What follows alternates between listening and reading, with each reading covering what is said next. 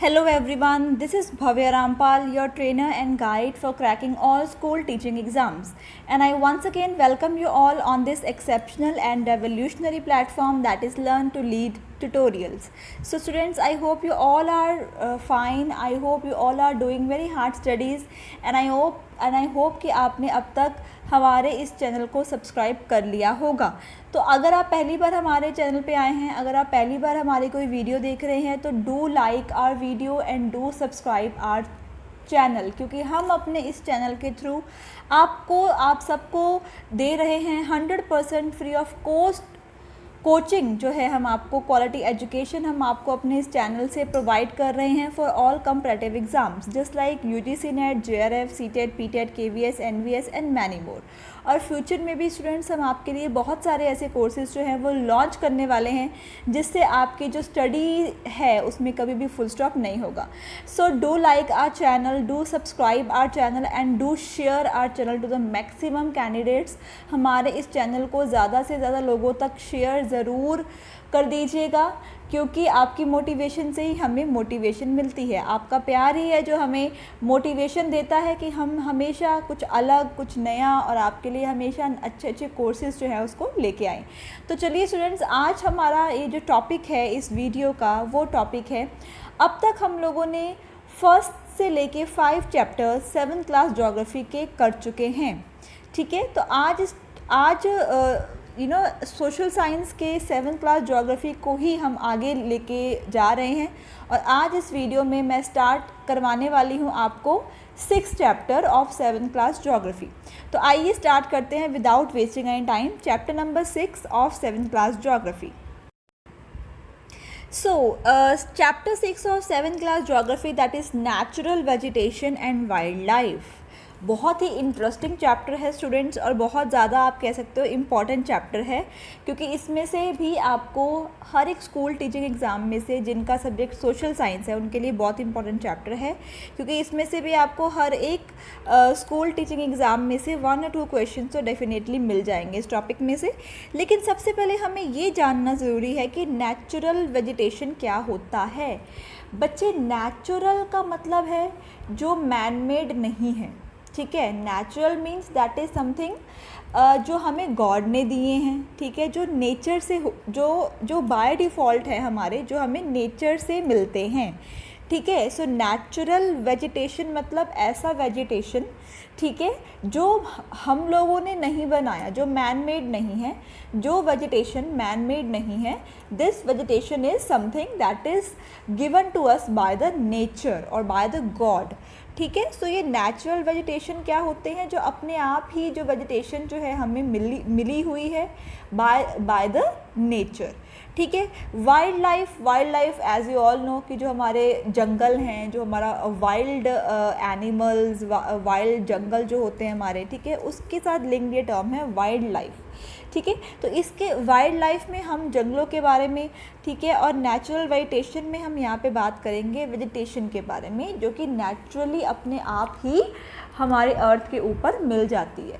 उस वेजिटेशन में, उस वेजिटेशन को उगाने में या उस वेजिटेशन के एग्जिस्टेंस में ह्यूमन बींग्स का कोई भी हाथ नहीं है। These vegetation are already given to us by the nature. तो आइए स्टार्ट करते हैं हमारा ये chapter, that is natural vegetation and wild life. Okay, देखिए स्टार्टिंग में तो एक स्टोरी ही है। ठीक है, इस स्टोरी का कोई भी मतलब नहीं है, हमें पढ़ने की ज़रूरत नहीं है आज। तो यहाँ से देखिए, from these observations we summarise that there is a close relationship between height of land and the character of vegetation. इसका क्या मतलब है कि हर एक लैंड फॉर्म में अलग अलग टाइप की वेजिटेशन होती है। ठीक है, your vegetation differs with the different land forms. ठीक है, चाहे वो फ्लैट लैंड्स हैं, चाहे वो माउंटेन वाले एरियाज़ हैं, ठीक है, कुछ भी है। ठीक है, जितने भी आपके डिफरेंट लैंड फॉर्म्स हैं उसमें आपको डिफरेंट टाइप के वेजिटेशन जो है वो मिलेंगे। So with the change in height the climate changes and the changes natural vegetation. बिल्कुल, जहाँ पे आपके वेदर कंडीशन अलग हैं, ठीक है, वहाँ पे भी आपको डिफरेंट टाइप की वेजिटेशन मिल जाएगी। The growth of vegetation depends on temperature and moisture, ठीक है।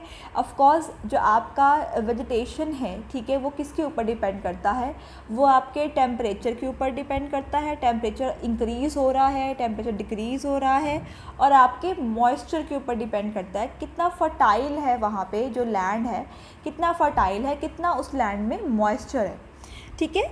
It also depends on factors like slope and thickness of soil, ठीक है। बिल्कुल सॉइल की थिकनेस के ऊपर भी आपका जो नेचुरल वेजिटेशन है वो डिपेंड करता है। अगर आपकी सॉइल अच्छी है, ठीक है, तो आपकी जो वेजिटेशन है वो भी अच्छी होगी। अगर आपकी सॉइल जो है वो फर्टाइल नहीं है तो आपकी वेजिटेशन जो है वहाँ पे होएगी ही नहीं, ठीक है। सो कहीं ना कहीं हम ये कह सकते हैं कि जो हमारा नेचुरल वेजिटेशन है वो अलग अलग फिज़िकल जो आपके फिज़िकल लैंड फॉर्म्स हैं उनके साथ अलग अलग आप वेजिटेशन आपको मिल जाएगी, ठीक है। जो आपकी वेजिटेशन है वो कहीं ना कहीं आप कह सकते हो कि आपके वेदर कंडीशन के ऊपर डिपेंड करती है, टेम्परेचर के ऊपर, मॉइस्चर के ऊपर, थिकनेस ऑफ सॉइल के ऊपर डिपेंड करती है, ठीक है जी। The type and thickness of natural vegetation varies from place to place because of variation in these factors। और आपको इतना पता है कि कहीं पे भी वेदर कंडीशन या कहीं पे भी टेम्परेचर कंडीशन या मॉइस्चर कंडीशन या सॉइल कंडीशन हर एक एरिया में सेम तो नहीं होती। सो ये जो फैक्टर्स हैं वो हर एक एरिया के अंदर जो है वो वेरिएबल फैक्टर्स होते हैं। These factors are not fixed factors, ठीक है। सो we can say that the natural vegetation is generally classified into 3 broad categories। अब हम natural vegetation को हम 3 parts में divide कर सकते हैं, ठीक है। बहुत important है ये parts। कौन कौन से part है? फर्स्ट है आपके forest, ठीक है। forest का मतलब है which grow where temperature and rainfall are plentiful to support a tree। बिल्कुल फॉरेस्ट एरिया क्या होते हैं? ऐसे एरियाज़ जहाँ पे आप कह सकते हो कि टेम्परेचर जो है वो भी माइल्ड होता है, ठीक है, और रेनफॉल जो है वो वहाँ पे मैक्सिमम प्लेंटीफुल होती है, ठीक है। क्योंकि ट्रीज़ को, प्लांट्स को ग्रो करने के लिए एक तो सनलाइट की ज़रूरत होती है, ठीक है, अच्छे टेम्परेचर की नीड होती है, प्लस प्लेंटीफुल बहुत ज़्यादा अमाउंट में जो है पानी की ज़रूरत होती है। तो फॉरेस्ट एरियाज़ वहीं पे होंगे जहाँ पे आपको प्रॉपर सनलाइट भी आ रही है, जहाँ पे टेम्परेचर भी अच्छा है, जहाँ पे रेनफॉल भी प्लेंटीफुल हो रही है। Depending upon these factors dense and open forest are grown, ठीक है। डेंस एंड ओपन फॉरेस्ट कौन से होते हैं? जहाँ पे आप कह सकते हो बहुत ही डेंस, बहुत ज़्यादा वहाँ पे ट्रीज़ है, बहुत ज़्यादा अमाउंट में प्लांट्स है, मतलब इतने डेंस हैं कि आप कह सकते हो कि वहाँ पे सनलाइट जो है वो भी नीचे लेवल तक नहीं आती, ठीक है। बहुत ही डेंस हम बोल सकते हैं। ओपन फॉरेस्ट मतलब they are not as much as dense, ठीक है। तो ये डिपेंड करते हैं जहाँ पे ये जो कंडीशंस है वो फुलफ़िल होती हैं या नहीं होती हैं। सो नेचुरल वेजिटेशन में एक तो जो टाइप है वो क्या है? फॉरेस्ट, ठीक है। उसके बाद सेकंड है आपके ग्रास लैंड्स, ठीक है। तो जो आपके ये होते हैं which grow in the region of moderate rain, ठीक है। ये जो है, ये जो लैंड्स होते हैं ये कहाँ पे होते हैं? ये वहीं पे होते हैं जहाँ पे रेन जो है वो ना बहुत ज़्यादा हो रही है ना ज़्यादा कम हो रही है, मॉडरेट रेन है, मिडल रेन है, वहाँ पे आपके ये जो ग्रास लैंड्स है वो वहाँ पे होंगे। आगे है श्रब्स हैं, thorny shrubs and scrubs grow in the dry region, ठीक है। श्रब्स जो हैं, थॉर्नी मतलब तीखे जो होते हैं श्रब्स, ठीक है, ये आपको कहाँ मिलेंगे? जहाँ पे जो है बिल्कुल ही ड्राई एरियाज़ होंगे, जस्ट लाइक डेजर्ट एरियाज़ में आपको थॉर्नी श्रब्स जो है वो मिल जाएंगी, ठीक है जी। सो इन 3 पार्ट्स में हमारे नेचुरल वेजिटेशन को हम लोगों ने डिवाइड करा हुआ है, ठीक है। ओके, सो यहाँ तक आई होप आपको क्लियर है, ठीक है, इसमें कोई भी कन्फ्यूजन नहीं होना चाहिए। ओके, यहाँ से पढ़ना करते हैं start. The changes in the type of natural vegetation occur mainly because of changes in the climatic condition. वही बार बार जो हमने अभी पहले भी पढ़ा है कि जो आपके वेदर कंडीशंस हैं, ठीक है, वो जो हैं वो मेन फैक्टर हैं कि हर एक एरिया में आपके डिफरेंट वेजिटेशन होती है। Let us get to know the different types of natural vegetation of the world with their characteristics, features and wildlife inhabiting there, ठीक है, अब यहाँ से हम पढ़ने वाले हैं प्रॉपर वे में। ठीक है जी, सबसे पहले हम बात करते हैं फॉरेस्ट की बात करते हैं। ठीक है, फॉरेस्ट में सबसे पहला आ गया आपका tropical evergreen forest. Tropical evergreen forest बहुत इंपॉर्टेंट टॉपिक है बच्चे, इसको ध्यान से करना। एवरग्रीन मतलब ऐसे फॉरेस्ट जो हर हमेशा क्या होते हैं, दे आर ऑलवेज ग्रीन, मतलब ट्रीज़ प्लांट जो है वहाँ पे हमेशा ग्रो होते ही रहते हैं। ऐसे एरियाज़ में रेनफॉल बहुत ज़्यादा अमाउंट में होती है। ठीक है, और ये जो फॉरेस्ट होते हैं काफ़ी डेंस होते हैं। ठीक है, नाम से ही मालूम पड़ रहा है ट्रॉपिकल एवरग्रीन फॉरेस्ट। ठीक है, okay, so these forest are also called tropical rain forest. बिल्कुल, रेन फॉरेस्ट मतलब ऐसे फॉरेस्ट जहाँ पे रेन जो है वो प्लेंटीफुल अमाउंट में हो रही है। ठीक है, these thick forest occur in the regions near the equator and close to the tropics. बिल्कुल, ये जो ट्रॉपिकल रेन फॉरेस्ट है या ट्रॉपिकल एवरग्रीन फॉरेस्ट है, ये कहाँ मिलेंगे? ये बहुत ज़्यादा थिक फॉरेस्ट होते हैं, डेंस फॉरेस्ट होते हैं।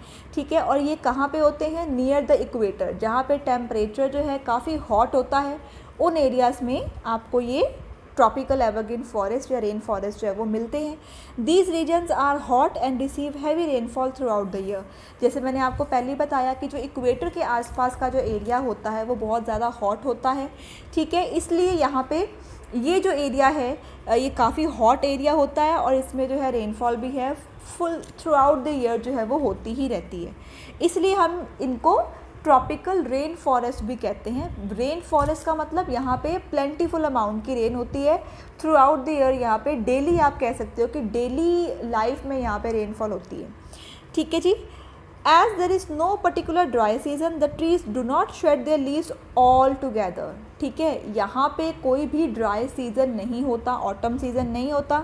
ठीक है, इसलिए यहाँ पे क्या होता है, जो लीव्स हैं वो कभी भी एक साथ ऑल टुगेदर शेड अवे नहीं होते, कुछ शेड अवे हो जाते हैं, कुछ जो है वो फिर भी ग्रीन रहते हैं। ठीक है, तो टर्न वाइज टर्न आप कह सकते हो कि यहाँ पे जो है शेडिंग जो है वो टर्न वाइज टर्न होती है, सभी जो है वो एक साथ शेड अवे नहीं होते। वाई? बिकॉज यहाँ पे कोई भी ड्राई सीजन नहीं होता।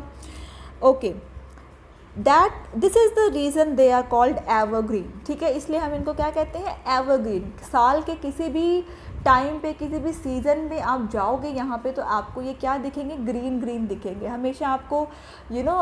अच्छे अच्छे बड़े बड़े ट्रीज़, प्लांट जो है ग्रीन ट्रीज़ आपको यहाँ पे दिख जाएंगे। ठीक है, द थिक ओके, यहाँ पे आप ये कह सकते हो कि ये इतने ज़्यादा डेंस होते हैं। The trees do not allow sunlight to penetrate inside the forest even in the day time. अब आप देख सकते हैं यहाँ पे एक पिक्टोरियल दिया हुआ है, ये है आपका ट्रॉपिकल एवरग्रीन फॉरेस्ट। अब देखिए ये फॉरेस्ट कितना डेंस है, कितना ज़्यादा डेंस है। आप देख सकते हो कि एक पेड़ के ऊपर पेड़ है।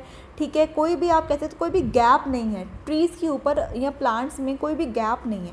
तो ये इतना डेंस होता है कि कभी कभार जो है सनलाइट जो है वो भी नीचे ज़मीन तक नहीं पहुंच पाती, वो भी सिर्फ ऊपर ऊपर से ही होके निकल जाती है। ठीक है, सो दे आर सो डेंस।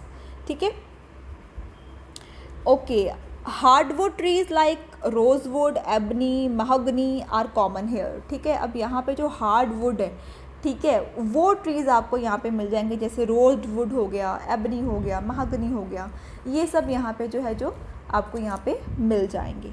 अब देखिए यहाँ पे डू यू नो है, बहुत इंपॉर्टेंट डू यू नो है। एनाकोंडा, एनाकोंडा आई थिंक आप सबको पता है, एक बहुत फेमस मूवी भी है। ठीक है, सो ये जो एनाकोंडा है, one of the world largest snakes is found in the tropical rain forest. ठीक है, तो यहाँ से क्वेश्चन बन सकता है कि जो एनाकोंडा है वो कौन से फॉरेस्ट में होता है, तो इसका आंसर क्या होगा? ट्रॉपिकल रेन फॉरेस्ट या फिर ट्रॉपिकल एवरग्रीन फॉरेस्ट। ठीक है, तो ये जो वर्ल्ड का सबसे लार्जेस्ट स्नेक है एनाकोंडा, वो आपको ट्रॉपिकल रेन फॉरेस्ट में ज़रूर मिलेगा। It can kill and eat a large animal such as, एक मगरमच्छ को भी ये खा सकता है, इवन कि ये ह्यूमन बींग्स को भी खा सकता है।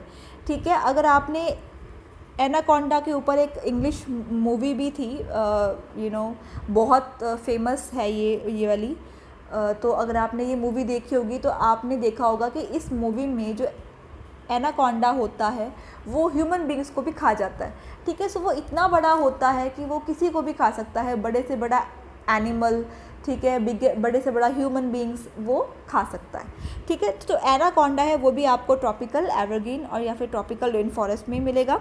इसके अलावा एक और डू यू नो है, the tropical evergreen forest in Brazil is so enormous that it is like a lungs of the earth, ठीक है। अब ठीक है, तो ये इतना ज़्यादा इम्पॉर्टेंट नहीं है बिकॉज आपको इसमें कोई भी फैक्ट एंड फिगर हम यहाँ पे नहीं दिख रहा। तो एनाकोंडा वाला जो डू यू नो है वो बहुत ज़्यादा इम्पॉर्टेंट है। आई होप आपको ट्रॉपिकल एवरग्रीन फॉरेस्ट या ट्रॉपिकल रेन फॉरेस्ट को आपने समझ लिया होगा, कोई भी आपको क्वेरी नहीं होगी, ठीक है। यहाँ पे इसको एवरग्रीन क्यों कहते हैं, बिकॉज ये रेन फॉरेस्ट है, बिकॉज यहाँ पे through out the year plentiful amount में रेन होती है, बहुत थिक होते हैं, बहुत डेंस होते हैं, ठीक है। दे आर नियर इक्वेटर, इसलिए यहाँ ये काफ़ी हॉट एरियाज़ में होते हैं, ठीक है। रेनफॉल बहुत ज़्यादा रिसीव करते हैं, ठीक है। और यहाँ पे कोई भी ड्राई सीज़न नहीं होता, इसलिए यहाँ पे जो ट्रीज़ है वो अपने पत्तों को शेड अवे नहीं करते हैं ऑल टुगेदर, ठीक है। और यहाँ पे जो है सनलाइट इतना डेंस होता है ये फॉरेस्ट कि कभी कभार सनलाइट जो है वो भी सिर्फ ऊपर से होके निकल जाती है, वो ज़मीन पे नहीं आती, ठीक है।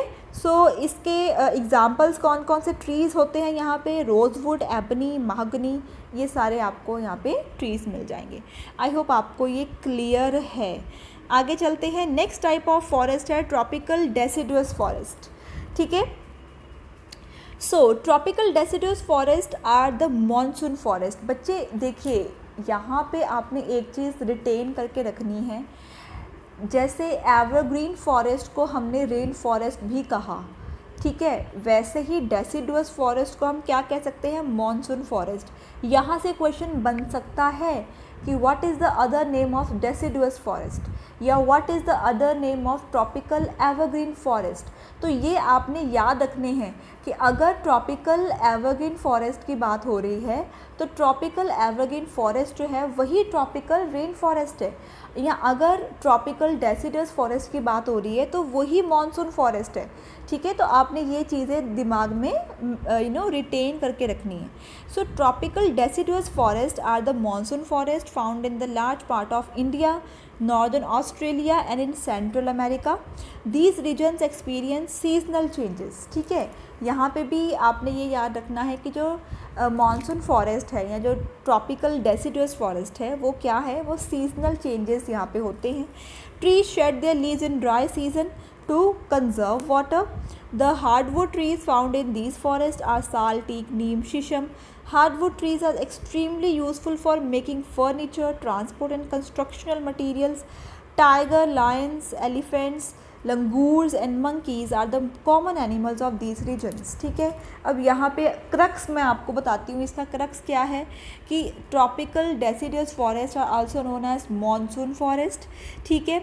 आप ये कह सकते हो कि यहाँ पे सीजनल चेंजेस होते हैं, यहाँ पे प्रॉपर ड्राई सीज़न होता है, ट्रीज़ जो है वो अपने लीव्स को शेड अवे करते हैं ड्राई सीज़न में, ठीक है। यहाँ पे कौन कौन से ट्रीज़ कॉमन है, साल, टीक, नीम, शीशम, ऐसे ट्रीज़ कॉमन है यहाँ पे, ठीक है। यहाँ पे आप कह सकते हो कि जो भी यहाँ की जो हार्ड वुड है, जो यहाँ की जो लकड़ी है, उसके साथ हम क्या बनाते हैं, उसके साथ हम फर्नीचर बना सकते हैं, ट्रांसपोर्ट मटेरियल बना सकते हैं, कंस्ट्रक्शनल मटेरियल बना सकते हैं, ठीक है। कौन कौन से एनिमल्स यहाँ पे पाए जाते हैं, tigers, Lions, elephant, monkeys, langurs जो है यहाँ पे कॉमन एनिमल्स यहाँ पे होते हैं, पाए जाते हैं, ठीक है। सो यहाँ पे बस आपने यही चीज़ याद रखनी है, इसके जो मेन पॉइंट्स है वही याद रखने हैं आपने इसमें, ठीक है। ओके, देखिए यहाँ पे आप देख सकते हैं ट्रॉपिकल डेसिडुअस फॉरेस्ट। अब देखिए यहाँ पे ये ग्रीन फॉरेस्ट नहीं है, ठीक है, यहाँ पे आप कह सकते हो ड्राई सीज़न है। अब कंपेयर कीजिए, ये आपका डेसिडुअस फॉरेस्ट है, ठीक है, और ये है आपका एवरग्रीन फॉरेस्ट। देख कितना डिफरेंस है यहाँ पे। ये दिस इज़ एवरग्रीन फॉरेस्ट, हमेशा ग्रीन रहता है, और ये आपका डेसिडुअस फॉरेस्ट है जो कि सीजनल चेंजेस यहाँ पे होते हैं। ड्राई सीज़न में आप कह सकते हो कि ट्री शेड अवे कर देते हैं अपने लीव्स को, और मॉनसून सीज़न में फिर से यहाँ पे ट्रीज़ में लीव्स आ जाते हैं। तो ये सीजनल टाइप का है, ठीक है। टाइगर, गोल्डन लंगूर, ये सब यहाँ पे मिलेंगे। एलिफेंट्स, ठीक है, ये सब यहाँ मिलेंगे। ओके, नेक्स्ट टाइप है आपका टेम्परेट एवरग्रीन फॉरेस्ट। पहले हमने किया था, पहले भी एवरग्रीन फॉरेस्ट किया था, लेकिन ये जो है ये है आपका टेम्परेट एवरग्रीन फॉरेस्ट। ठीक है। The temperate evergreen forest are located in the mid latitudinal coastal region. Coastal region मतलब ये जो फॉरेस्ट हैं वो आपके सी फेस वाले फॉरेस्ट हैं, कोस्टल एरियाज़ में ये लाई करते हैं। कोस्टल एरियाज़ मतलब इन फॉरेस्ट के आसपास क्या होगा, ओशन या फिर सी होगा। ठीक है। They are commonly found along in the eastern margin of continents, example in the south east USA, south China, in southeast Brazil. They comprise both hard and soft trees like oak, pine, eucalyptus, etc. ठीक है। सो यहाँ पे आपने temperate evergreen forest में यही आपने retain करके रखना है कि ये जो फॉरेस्ट है these are found in the coastal regions. ठीक है। इन फॉरेस्ट के आसपास क्या होता है, ओशन या फिर सी होता है। ठीक है। और यहाँ पे इनमें क्या क्या होता है, इनमें हार्ड और सॉफ्ट वुड ट्रीज़ होते हैं, जस्ट लाइक इक्लिप्टस, ऑक एंड पाइन एक्सेट्रा। इस टाइप की चीज़ें आपको यहाँ पे देखने को मिलती हैं। ठीक है। सो ये आपका नेक्स्ट टाइप का है।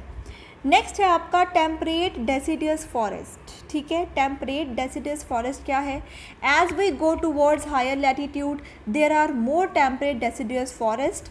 These are found in the northern eastern part of USA, China, New Zealand, Chile, and also found in the coastal regions of Western Europe. They shed their leaves in dry season. The common trees are oak, ash, beech, etc. Deer, foxes, wolves are the animals commonly found. Birds like pheasants, monals are also found here. ठीक है। अब temperate deciduous forest, चाहे वो temperate evergreen forest है चाहे temperate deciduous forest है, दोनों जो टेम्परेट वाले फॉरेस्ट है वो कहाँ पे होते हैं, वो आपके कोस्टल रीजन्स में होते हैं, कोस्टल एरियाज़ में होते हैं। ये आपने ज़रूर याद रखना है। ठीक है। अब टेम्परेट डेसिडुअस फॉरेस्ट में क्या होता है, यहाँ पे प्रॉपर ड्राई सीजन होता है। ठीक है। ओक, ऐश, बीच एक्सेट्रा यहाँ पे कॉमन ट्रीज़ हैं। Deer, foxes, wolves are the common animals found in here. और यहाँ पे कुछ बर्ड्स भी होते हैं। ठीक है। टेम्परेट डेसिडेट फॉरेस्ट में कुछ बर्ड्स भी आपको मिलेंगे, जैसे फिसेंट्स एंड मोनाल्स। ठीक है।